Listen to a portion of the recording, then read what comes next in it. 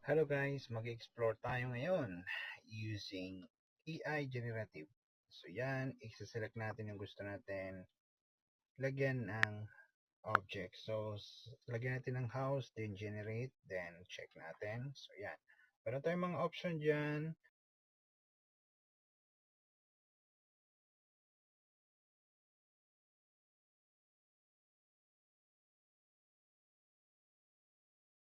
Then generate natin. Then isulat natin dyan sa ating prompt kung anong desire natin na ilagay.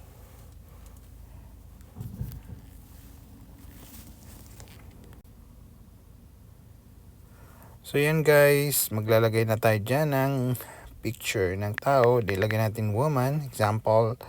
Then yan, mag-generate na siya. Then ayan, then pili tayo sa mga tatlong option na binigay na sa atin kung anong suitable sa atin.